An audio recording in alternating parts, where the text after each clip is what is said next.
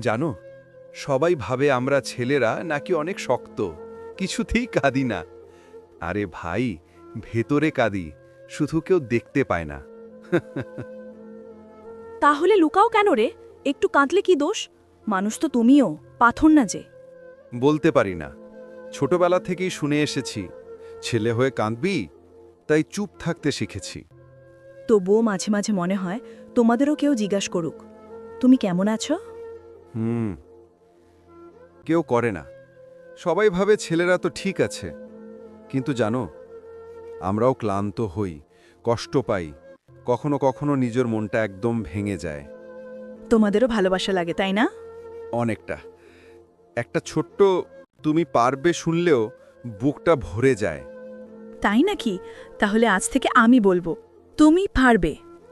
এই কথাটাই হয়তো আমাদের সবচেয়ে বড় শক্তি। দেখো, তোমরা শুধু একটু যত্ন চাও, তাই না?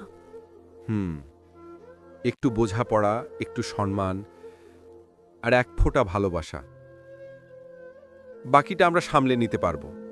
ঠিক আছে, তাহলে আজ থেকে আমি থাকব তোমার সেই এক ফোঁটা ভালোবাসা হয়ে।